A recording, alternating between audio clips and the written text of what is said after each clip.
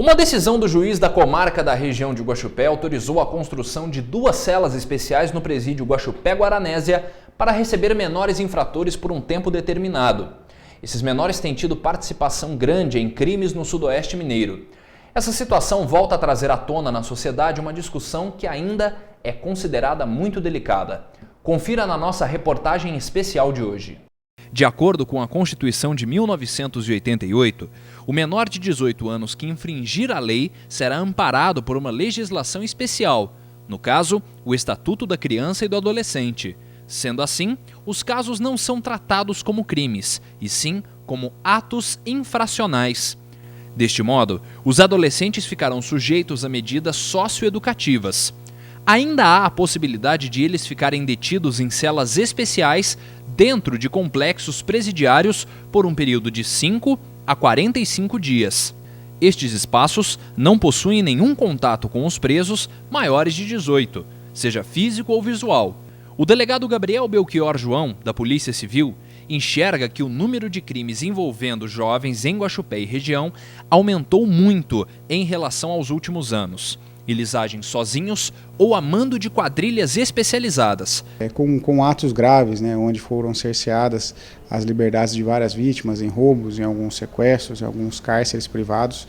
E acredito que os menores, os adolescentes, infratores, eles têm sentido que a mão do Estado talvez não pese como deveria pesar, quando o Estado deveria proporcionar aos aplicadores do direito os meios para que a lei fosse eficazmente colocada em prática. Em Guaxupé, o juiz da Vara da Infância e da Juventude, Dr. Milton Biagione Furquim, teve o aval do juiz corregedor do presídio Guaxupé-Guaranésia, Dr. Bruno Moya Raimundo, para construir as celas especiais. E agora, resta apenas a liberação da Superintendência de Estado de Segurança Pública.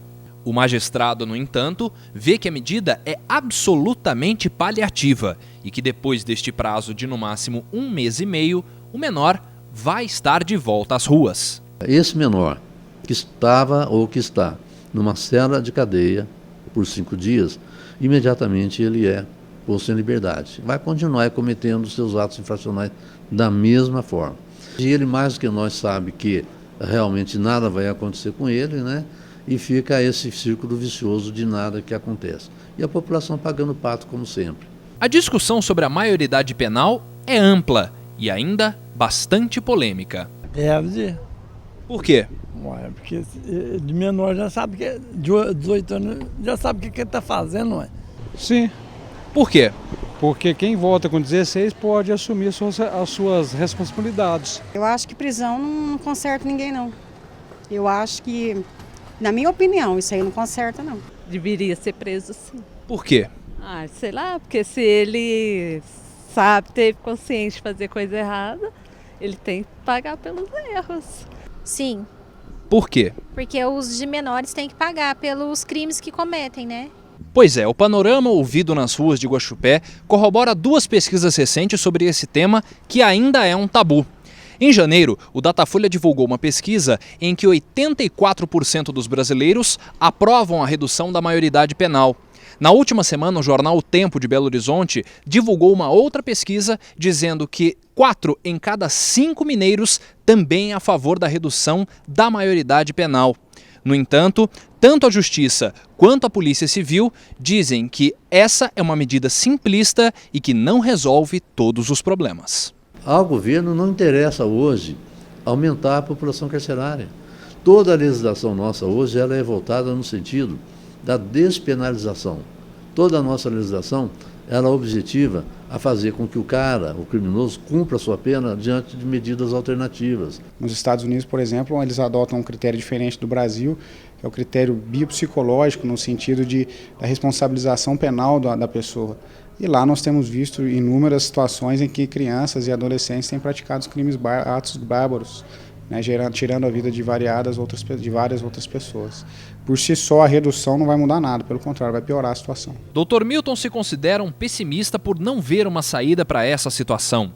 Já o Dr. Gabriel entende que com um bom investimento na educação e um olhar avançado do Estado para com os menores, é possível se encontrar uma solução, mas é consensual que se houvesse uma base sólida em casa, muitos problemas poderiam ser evitados. Às vezes as famílias elas transferem para o Estado essa questão de dar a educação, de passar a educação, enquanto que o Estado deveria simplesmente compartilhar com o conhecimento, proporcionar o conhecimento. A educação nós recebemos em casa. A inversão de valores ela é tão acentuada que hoje os filhos ditam regras para os pais, e não o contrário, né?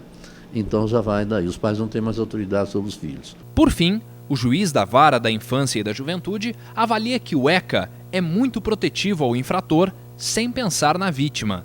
Diz que já sugeriu aos municípios da região a criação de um consórcio que construiria uma casa de recolhimento de menores, mas que o projeto não avançou. Assim, é difícil concluir o melhor caminho a seguir, já que nem as grandes autarquias do Estado brasileiro sabem o que seguir. Pior do que está, é possível ficar? É possível ficar. E nós estamos vendo e sentindo como que as coisas estão caminhando nesse país. Hoje ninguém fala mais a mesma linguagem, é uma torre de Babel, a gente não sabe mais nada, nós estamos desaprendendo dia a dia com as cúpulas aí do governo, do Poder Judiciário, então está realmente uma dificuldade enorme de você poder ter uma linha de conduta e nessa linha de conduta você poder realmente ter algum alento.